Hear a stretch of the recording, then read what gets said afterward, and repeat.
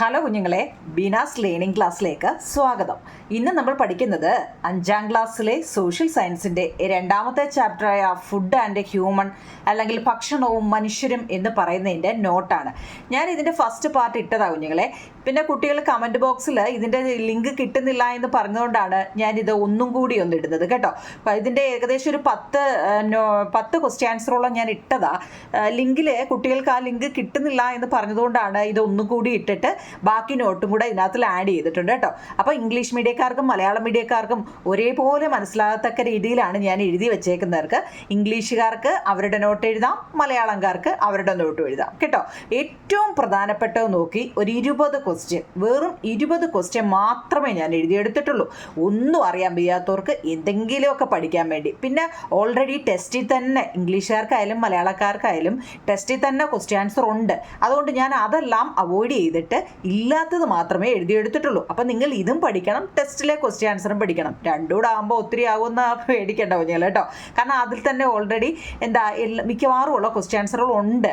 ഇല്ലാത്തതാണ് ഞാൻ ഇതിൽ എഴുതിയത്. അപ്പം നമുക്ക് തുടങ്ങാം. വേൾഡ് ഫുഡ് ഡേ, അതായത് ലോക ഭക്ഷ്യദിനം എന്നറിയപ്പെടുന്നത് ഒക്ടോബർ 16 കേട്ടോ. എന്താണ് വേൾഡ് ഫുഡ് ഡേ? ലോക ഭക്ഷ്യദിനം October 16. Have you read the diary entry of a student named CB?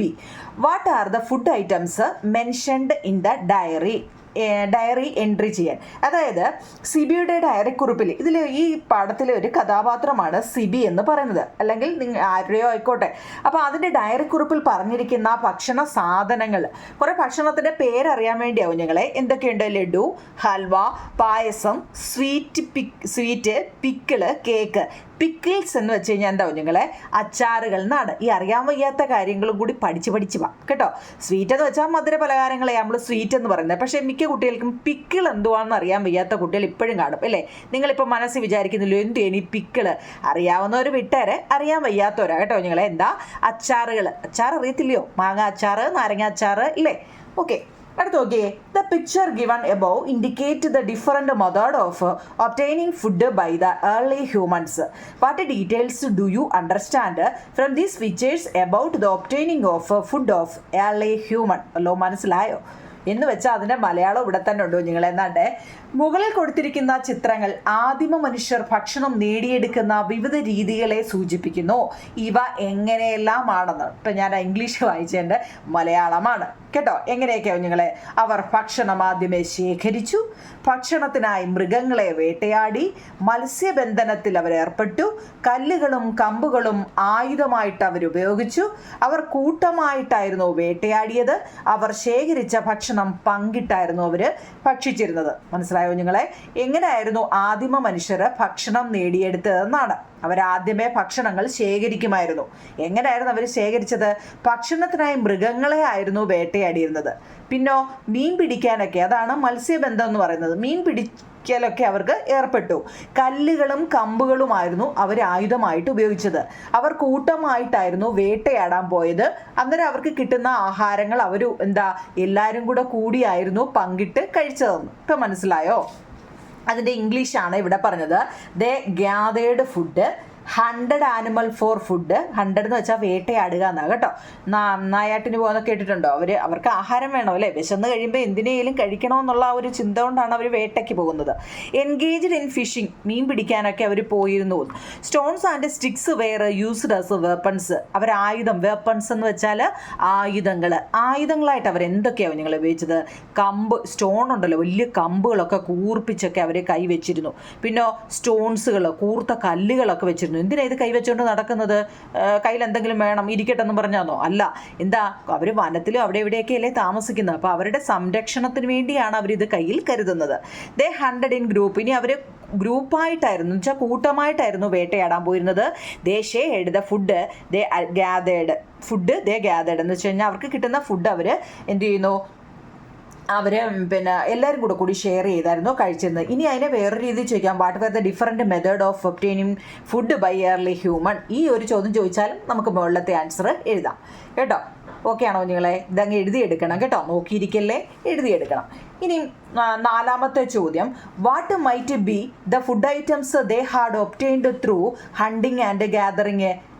വേട്ടയാടിയും അതുപോലെ തന്നെ ശേഖരണത്തിലൂടെയും അവർ വേട്ടയാടാൻ പോയി, അവർ കൂട്ടമായിട്ടായിരുന്നു വേട്ടയാടാൻ പോകുന്നു എന്നൊക്കെ നമ്മൾ പഠിച്ചു. അപ്പോൾ അങ്ങനെ കിട്ടുന്ന ഭക്ഷണ സാധനങ്ങൾ എന്തെല്ലാമായിരുന്നു? അവരെല്ലാവരും കൂടെ പോയി വേട്ടയ്ക്ക് പോകുമെന്ന് പറഞ്ഞല്ലോ. ഗ്യാദറിങ്, ഹണ്ടിങ്, ഇതിനൊക്കെ പോകുമ്പോൾ അവർക്ക് കിട്ടുന്ന ഫുഡുകൾ എന്തൊക്കെയാണ്? ഫ്രൂട്ട്സ് ആൻഡ് വെജിറ്റബിൾസ്, ഫ്രൂട്ട്സുകൾ എന്ന് വെച്ചാൽ പഴങ്ങളും പച്ചക്കറികളും, പിന്നെ റൂട്ട്സ് ആൻഡ് ട്യൂബേഴ്സ്. റൂട്ട്സ് എന്ന് വെച്ചാൽ എന്താ നിങ്ങളെ? വേരുകളാണ്. ട്യൂബേഴ്സ് എന്ന് വെച്ചാൽ എന്താ? കിഴങ്ങ് അറിയോ? കിഴങ്ങ് എന്ന് വെച്ചാൽ ട്യൂബേഴ്സ്. ഫിഷസ് എന്ന് വെച്ചാൽ മത്സ്യങ്ങൾ, മീൻ പിടിക്കൽ. അതുപോലെ എഡിബിൾ ലീവ്സ് എന്ന് വെച്ചാൽ എഡിബിൾ ലീവ്സ്. എഡിബിൾ എന്ന് വെച്ചാൽ നമുക്ക് കഴിക്കാൻ പറ്റുന്ന ലീവ്സുകൾ, ഇലകൾ. പിന്നെന്താണ്? മൃഗത്തിൻ്റെയൊക്കെ മാംസ്യം, ആനിമൽ ഫ്ലഷ്.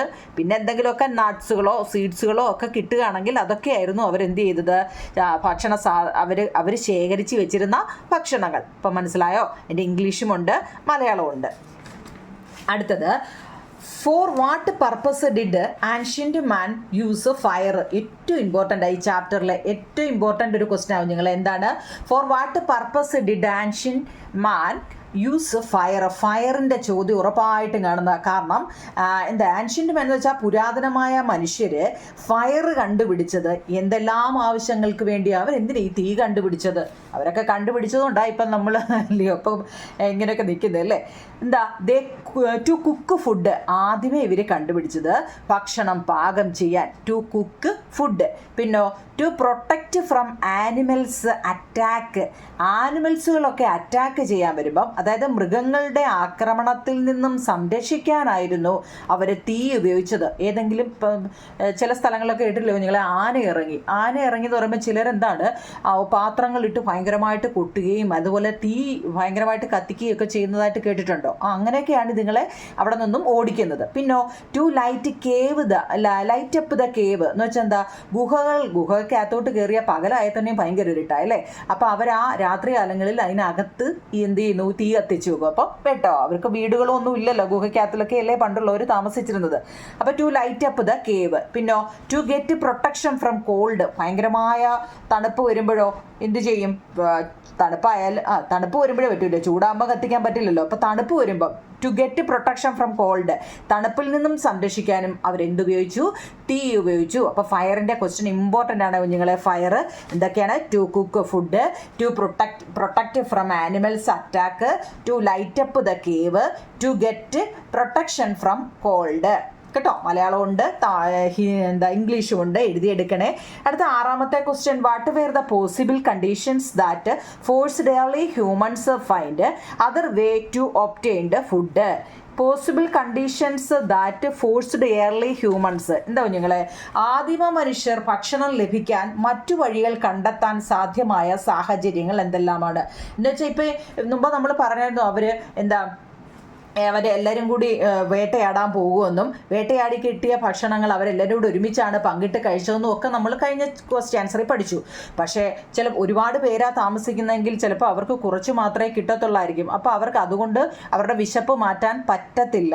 അപ്പോൾ ഈ ആദിമ മനുഷ്യർ ഭക്ഷണം ലഭിക്കാൻ മറ്റു വഴികളൊക്കെ തിരഞ്ഞെടുത്ത് കാണും. വേറെ ഏതെങ്കിലും വഴിയിൽ നമുക്ക് എന്തെങ്കിലും ഒപ്പിക്കണം അല്ലേ? നമ്മുടെ മക്കളൊക്കെ പട്ടിണിയായിട്ടിരിക്കുകയാണെങ്കിൽ അവർക്ക് എന്തെങ്കിലും കൊടുക്കണം എന്നൊക്കെ വിചാരിച്ചാൽ അപ്പം എന്തെല്ലാം സാഹചര്യങ്ങളാണ് അവിടെ സാധ്യമായെന്ന?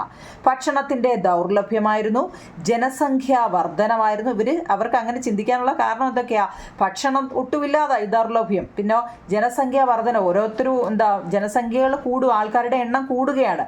പരിസ്ഥിതിയിലുള്ള മാറ്റങ്ങൾ എന്ന് വെച്ചാൽ ചിലപ്പോൾ മഴയായിരിക്കും, ചിലപ്പം ചൂട്, വെയിൽ, ഇങ്ങനെയൊക്കെയുള്ള മാറ്റങ്ങൾ. കാലാവസ്ഥാ വ്യതിയാനം അല്ലേ? പിന്നെ ഭക്ഷണ സൗകര്യത്തിൻ്റെ അഭാവം, പിന്നെ കാട്ടുതീ വന്നാൽ ഇവർക്ക് ഈ നായാട്ടിന് പോകാൻ പറ്റത്തില്ല, അവർക്ക് കഴിക്കാനുള്ള ഫുഡുകളെല്ലാം നശിച്ചു പോകുന്നു. അങ്ങനെയൊക്കെ വരുന്ന അവസ്ഥയാണ് പറയുന്നത്. അപ്പോൾ അതിന് ഇംഗ്ലീഷിലും ഉണ്ട്. ഇംഗ്ലീഷ് എന്താ എന്തൊക്കെയാണ് പറയുന്നത്? Scarcity of food, rising population, environmental change, പിന്നെ climate change, lack of food storage facility, wild എന്താ വൈൽഡ് ഫയർ എന്ന് വെച്ചാൽ കാട്ടുതീ. അപ്പോൾ ഇതിൻ്റെ മലയാളവും ഇപ്പുറത്തുണ്ട് കണ്ടോ. മലയാളവും നിങ്ങൾ നോക്കണം, ഇംഗ്ലീഷും നോക്കണം. ഇംഗ്ലീഷ് നോക്കണം എന്ന് പറഞ്ഞാൽ നിങ്ങൾക്ക് ഇംഗ്ലീഷിൽ എന്തെങ്കിലും വാക്കിൻ്റെ അർത്ഥവും അറിയാൻ വയ്യാന്നുണ്ട്. ഇപ്പം നമ്മൾ റൈസ് ഇൻ പോപ്പുലേഷൻ, എന്താ പോപ്പുലേഷൻ എന്ന് വെച്ച് കഴിഞ്ഞാൽ റൈസ് ഇൻ ജനസംഖ്യയുടെ വർധന. അപ്പം നിങ്ങൾ ഇങ്ങനെ നിങ്ങളെന്താ കണ്ടോണ്ടാ പഠിക്കുന്നതെങ്കിൽ നിങ്ങളിങ്ങനെ എന്താ ഒന്ന് നീക്കി അല്ലേ നോക്കണം കേട്ടോ. അപ്പോൾ അതിൻ്റെ ഓരോന്നിൻ്റെയും അർത്ഥം നമുക്ക് കിട്ടും കുഞ്ഞുങ്ങളെ. പഠിക്കാനുള്ള സൗകര്യത്തിന് വേണ്ടിയാണ് ഞാൻ ഇങ്ങനെ പറഞ്ഞത് കേട്ടോ. അപ്പോൾ നിങ്ങൾ ആ ഇംഗ്ലീഷ് പഠിക്കുമ്പം മലയാളം അർത്ഥം നമുക്ക് അറിയാമെങ്കിൽ നമുക്ക് അതിൻ്റെ ഇംഗ്ലീഷ് വെച്ചിട്ട് എഴുതാൻ പറ്റണം. അതിന് വേണ്ടിയാണ് ഞാൻ അങ്ങനെ പറഞ്ഞത് കേട്ടോ.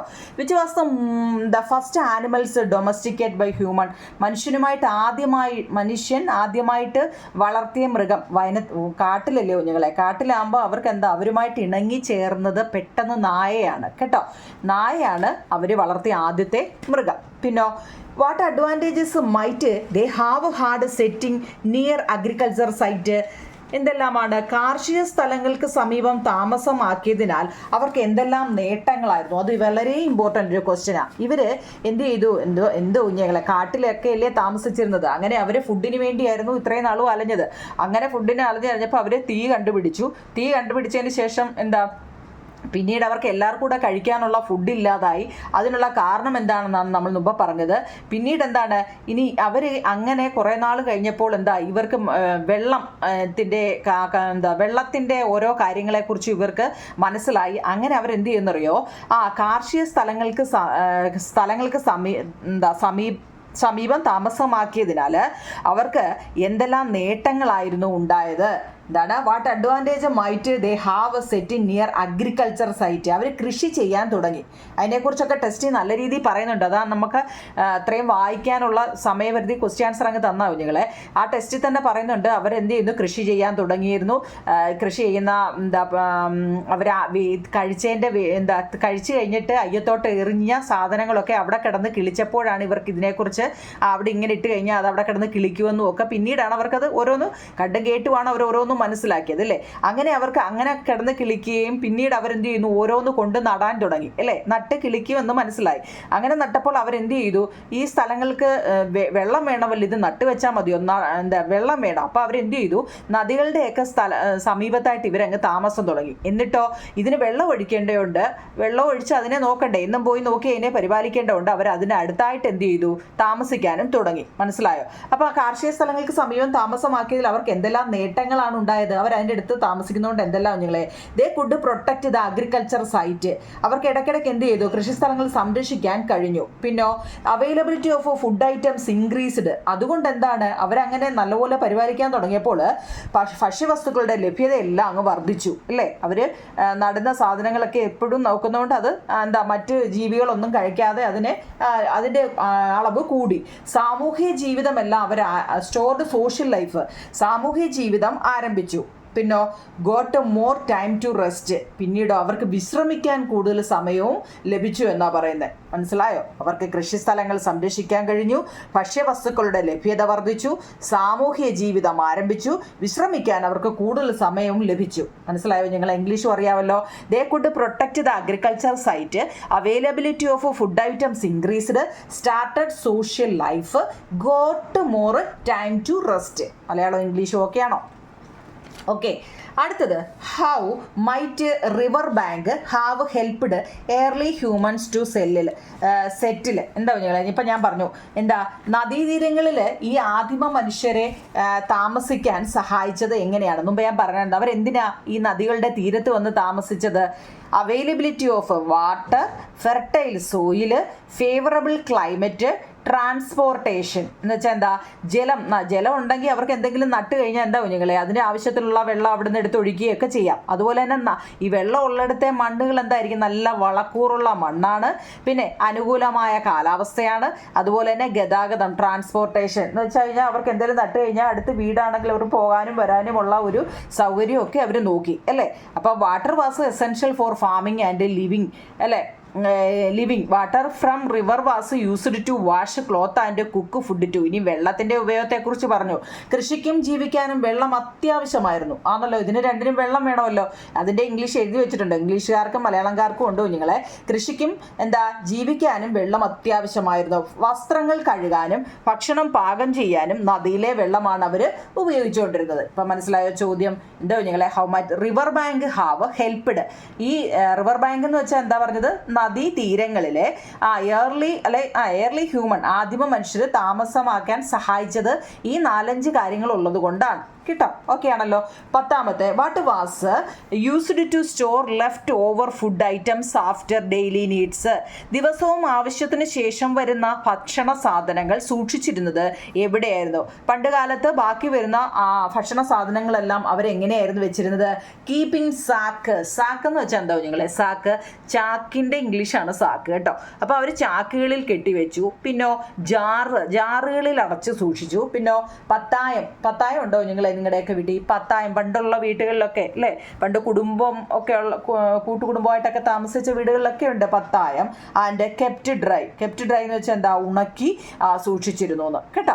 ഓക്കെ ആണോ? ഇത് ഇത്രയായിരുന്നു ഞാൻ കഴിഞ്ഞ ലിങ്കിൽ തന്നത്. അപ്പോൾ കുട്ടികൾക്ക് നോട്ട് കിട്ടുന്നില്ല എന്ന് പറഞ്ഞുകൊണ്ടാണ് വീണ്ടും ഇത് പറഞ്ഞത്. അതുപോലെ തന്നെ ഏറ്റവും ടേണിംഗ് പോയിന്റ് ഓഫ് ഹ്യൂമൻ ഹിസ്റ്ററിയുടെ ടേണിംഗ് പോയിന്റ് എന്താണ്? ഡിസ്കവറി ഓഫ് വീലാണ്. അത് 1 മാർക്കിന് ചോദിക്കാം കേട്ടോ. Turning point in human history, discovery of wheel. Okay ആണോ നിങ്ങളെ? ഇനി ഇന്ന് തന്നത് അതത്രയും നമുക്ക് ഓൾറെഡി ഫസ്റ്റ് ലിങ്കിൽ ഉണ്ടായിരുന്നു. എന്നാലും ഞാൻ കിട്ടാത്തവർക്ക് ഒന്നും കൂടി ഈ ചാപ്റ്റർ പരീക്ഷ വരുന്നുണ്ടല്ലോ നിങ്ങളെ, ഓണപ്പരീക്ഷ. അപ്പോൾ അതിന് നമുക്കൊന്നും മിസ്സാക്കരുത്. അപ്പോൾ നമ്മുടെ ഏറ്റവും പ്രധാനപ്പെട്ട അടുത്തതാണ് ബാർട്ടർ സമ്പ്രദായം അല്ലെങ്കിൽ കൈമാറ്റ സമ്പ്രദായം അല്ലെങ്കിൽ സിസ്റ്റം ഓഫ് എക്സ്ചേഞ്ച് എന്ന് വെച്ചാൽ എന്താണ്? ഇംഗ്ലീഷ് മീഡിയക്കാർക്ക് മലയാളം മീഡിയക്കാർക്ക് ഉണ്ടോ നിങ്ങളെ? സിസ്റ്റം ഓഫ് എക്സ്ചേഞ്ച് അല്ലെങ്കിൽ ബാർട്ടർ സിസ്റ്റം, ബാർട്ടർ സമ്പ്രദായം അല്ലെങ്കിൽ കൈമാറ്റ സമ്പ്രദായം എന്നാൽ എന്ത്? നാണയ വ്യവസ്ഥ നിലവിൽ വരുന്നതിന് മുമ്പ് നമ്മുടെ നാണയം ഉണ്ടല്ലോ, രൂപ, നമ്മുടെ ഇന്ത്യൻ റുപ്പി. അപ്പം ഇത് ഇന്ത്യയിലായതുകൊണ്ട് അതുപോലെ വേറെ സ്ഥലങ്ങളിൽ വേറെ ഓരോന്നാണ്. അപ്പം നമുക്കിവിടെ നാണയ വ്യവസ്ഥ നിലവിൽ വരുന്നതിന് മുമ്പ് സാധനങ്ങൾ പരസ്പരം കൈമാറ്റം ചെയ്യുന്ന രീതിയാണ് ഉണ്ടായിരുന്നത്. ഈ കൈമാറ്റ രീതിയാണ് ബാർട്ടർ സമ്പ്രദായം എന്ന് പറയുന്നത്. Before the introductions of the system of coinage, കോയിനാണ് കോയിന് നാണയം, കോയിനേജ് എന്ന് വെച്ചാൽ എന്താ? നാണയ വ്യവസ്ഥ. There was a practice of exchanging goods with each other. These method of exchange is known as barter system. എന്ന് വെച്ച് കഴിഞ്ഞാൽ ഇപ്പം എൻ്റെ കയ്യിൽ കുറേ മാങ്ങയുണ്ട്. അപ്പം നിങ്ങളുടെ കയ്യിൽ കണ്ടുകൊണ്ടിരിക്കുന്ന ആരാണോ, നിങ്ങളുടെ കയ്യിൽ കുറേ ചക്കയുണ്ടെന്ന് വെച്ചോ. അപ്പോൾ എനിക്ക് കുറേ ചക്ക വേണം, നിങ്ങൾക്ക് കുറേ മാങ്ങയും വേണം. നമ്മൾ എന്ത് ചെയ്യും? ഇപ്പോഴാണെങ്കിൽ നമ്മൾ പറയും 1 കിലോ ചക്കയ്ക്ക് ഇത്ര രൂപ, അല്ലെ 1 കിലോ മാങ്ങയ്ക്ക് ഇത്ര രൂപയാ, അപ്പോൾ അത്രയും രൂപ വെച്ച് ഞങ്ങൾക്ക് 10 കിലോ വേണം, അല്ലെ 20 കിലോ വേണം എന്നൊക്കെ പറയാം. പക്ഷെ അന്ന് എന്താണ്? ഈ രൂപയും കാര്യങ്ങളും ഒന്നുമില്ല. അപ്പോൾ പറയും എൻ്റെ അടുത്ത് വന്ന് പറയും, എനിക്കൊരു 10 മാങ്ങ തരാമെങ്കിൽ ഞാൻ ഒരു ചക്ക തരാം. മനസ്സിലായോ? അങ്ങനെ സാധനങ്ങൾക്ക് പകരം സാധനങ്ങൾ തന്നെ അങ്ങോട്ടും ഇങ്ങോട്ടും കൈമാറ്റം ചെയ്യപ്പെടുന്ന രീതിയാണെന്തോ നിങ്ങളെ പറയുന്നത് ബാർട്ടർ സമ്പ്രദായം എന്ന് പറയുന്നത്. അന്ന് എന്താണ്? ഈ പറയുന്ന നാണയ വ്യവസ്ഥകളൊന്നും നിലനിന്നിരുന്നില്ല.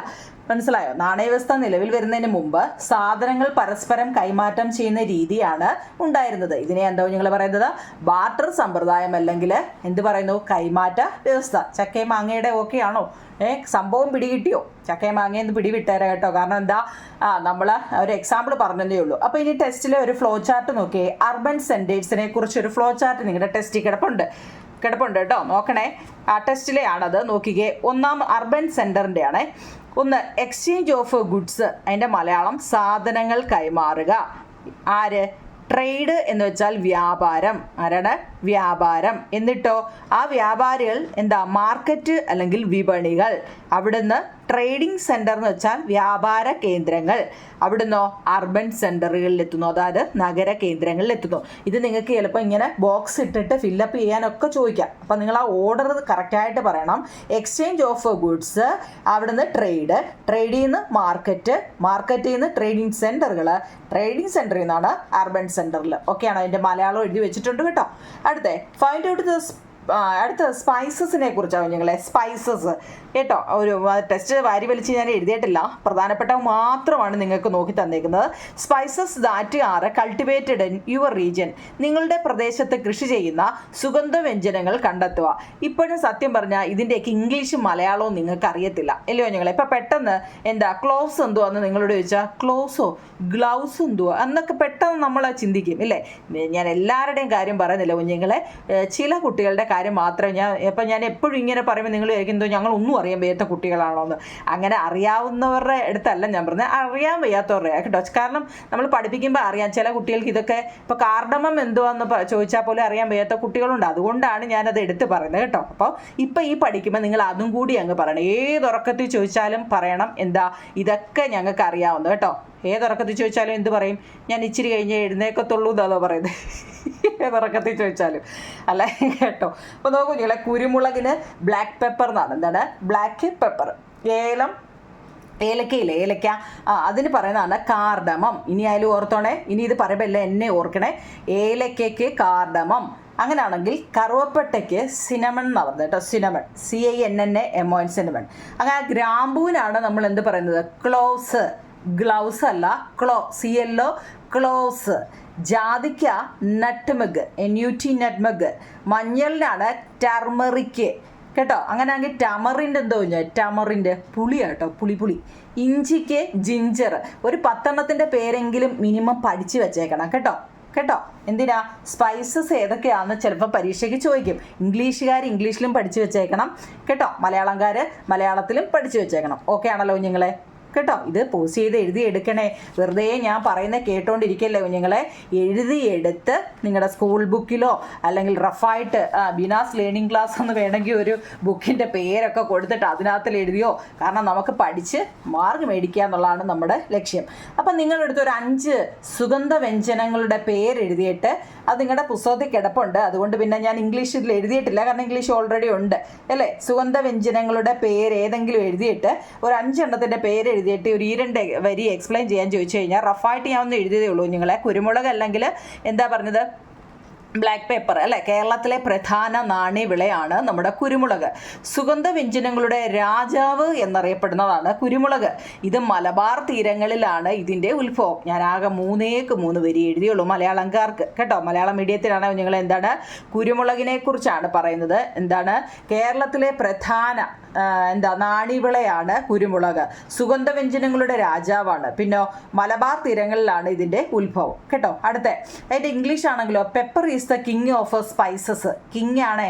ക്യൂൻ ഉണ്ട്, നമുക്കിവിടെ ക്യൂൻ പഠിക്കാനുണ്ട്. കിങ് ആരാണ്? കുരുമുളകാണ് കേട്ടോ. അതൊക്കെ നമ്മൾ മനസ്സിലങ്ങ് പഠിച്ച് ഇപ്പോഴേ അങ്ങ് പൊയ്ക്കോ. എന്താണ് പെപ്പർ എന്ന് വെച്ചാൽ എന്താണ്, സ്പൈസസിൻ്റെ കിങ് ആണ്. ഇപ്പോൾ അടുക്കളയിലൊക്കെ ചെന്നിട്ട് കുരുമുളക് എടുത്തിട്ട് അമ്മയെ എടുത്ത് കാണിച്ചിട്ട് ഇതാണ് സ്പൈസസിൻ്റെ കിങ് എന്നൊക്കെ അങ്ങ് പറയണം കേട്ടോ. Pepper is native to south India. ഇനി ഈ പേപ്പറല്ലേ പെപ്പർ, അതിൻ്റെ ജന്മദേശം എന്ന് പറയുന്നത് സൗത്ത് ഇന്ത്യ ആണത് കേട്ടോ.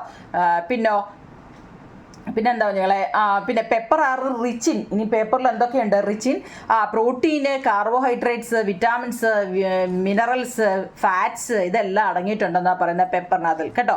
എന്ന് വിചാരിച്ചെടുത്ത് വായിലിട്ട് കഴിക്കല്ലേ, നല്ല എരിയുള്ള സാധനമാണ് കേട്ടോ. അടുത്തത് സിനമൺ എന്ന് വെച്ച് കഴിഞ്ഞാൽ കറുവപ്പട്ട കണ്ടിട്ടുണ്ടോ നിങ്ങളെ?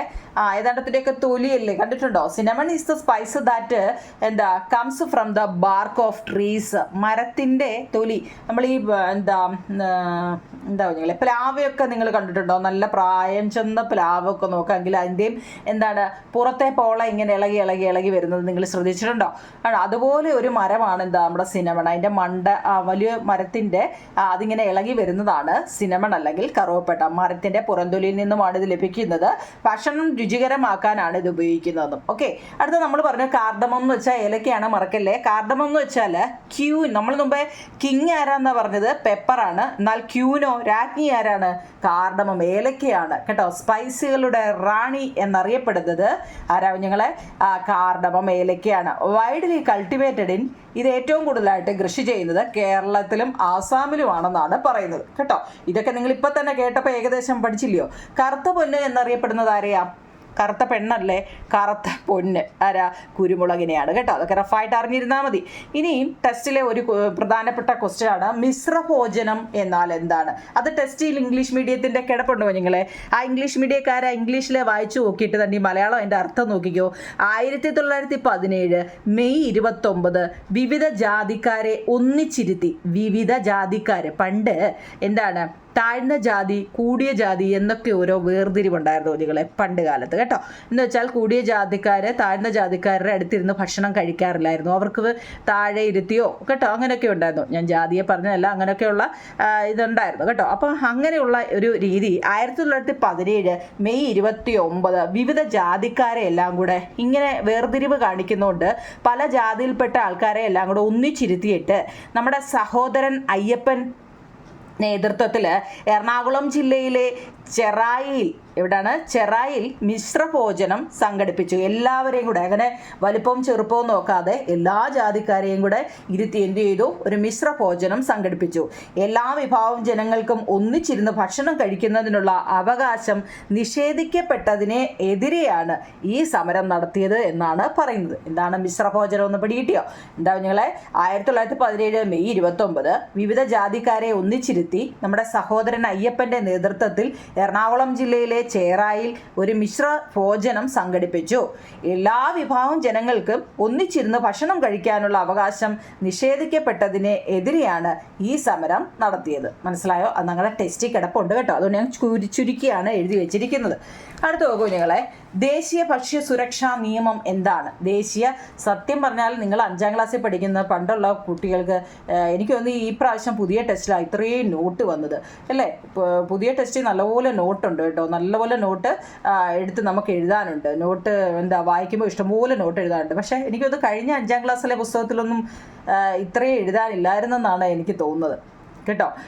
കുട്ടികളൊക്കെ ഇതൊക്കെ എന്തോ എഴുതുന്നെന്നും ഒരു പിടുത്തവുമില്ല. പക്ഷെ പഠിക്കുന്ന പിള്ളേരൊക്കെ, അല്ലാത്ത കുട്ടികളൊക്കെ ഇതൊക്കെ ഇംഗ്ലീഷിലെ മലയാളത്തിലെയൊക്കെ എന്തോന്ന് അറിയില്ല കേട്ടോ. നോക്കൂ ഞങ്ങളെ, അപ്പം നിങ്ങൾ രക്ഷകർത്താക്കളും കൂടെ മെനക്കെട്ടെങ്കിലേ നടക്കത്തുള്ളൂ കേട്ടോ. ഇനിയും ഇങ്ങോട്ട് കൂടുതൽ സ്ട്രിക്റ്റ് ആയിക്കൊണ്ടിരിക്കുകയാണ് നമ്മുടെ വിദ്യാഭ്യാസം. അപ്പം നാഷണൽ ഫുഡ് സെക്യൂരിറ്റി ആക്ട് എന്ന് വെച്ചാൽ ഇന്ത്യയിൽ ദേശീയ ഭക്ഷ്യ സുരക്ഷാ നിയമം 2013 നിലവിൽ വന്നു. എല്ലാവർക്കും ഭക്ഷ്യ സുരക്ഷ ഉറപ്പാക്കുക എന്നതാണ് ഈ നിയമത്തിൻ്റെ ലക്ഷ്യം. നാഷണൽ ഫുഡ് സെക്യൂരിറ്റി ആക്ടിൽ എന്താണ് പറയുന്നത്? ഇന്ത്യയിൽ ദേശീയ ഭക്ഷ്യ സുരക്ഷാ നിയമം 2013 നിലവിൽ വന്നു കേട്ടോ. അതെല്ലാവർക്കും ഭക്ഷ്യ സുരക്ഷ ഉറപ്പാക്കുക എന്നതാണ്. Why was the black pepper called black gold by foreigners? എന്ന് വെച്ചാൽ ഈ കുരുമുളകിനെ വിദേശികൾ ബ്ലാക്ക് ഗോൾഡ് എന്ന് വിളിച്ചത് എന്ത്? ബ്ലാക്ക് ഗോൾഡ് എന്നാണ് വിളിച്ചത്. നമ്മുടെ ബ്ലാക്ക് പേപ്പറിനെ ബ്ലാക്ക് ഗോൾഡ് എന്നാണ് വിദേശികൾ, ഫോറിനേഴ്സ് എന്ന് വെച്ചാൽ ആരോ നിങ്ങളെ വിദേശികൾ വിളിച്ചത്. എന്തുകൊണ്ടാണ്? Foreigners valued black pepper highly due to its taste and aroma, considering it as precious as gold. എന്ന് വെച്ചാൽ എന്താ പറഞ്ഞാൽ ഫോറിനേഴ്സ് ഇത് പറയുന്നത് ബ്ലാക്ക് പേപ്പർ എന്ന് വെച്ചാൽ നല്ല highly due to its taste and taste എന്ന് വെച്ചാൽ എന്താ? നല്ല രുചിയും നല്ല സുഗന്ധവും. അരോമ എന്ന് വെച്ചാൽ നല്ല മണവും അല്ലേ, സുഗന്ധവുമുള്ള ആയതുകൊണ്ടാണ് അതിനെ ഇത് പ്രീഷ്യസ് അസ് ഗോൾഡ് അല്ലേ.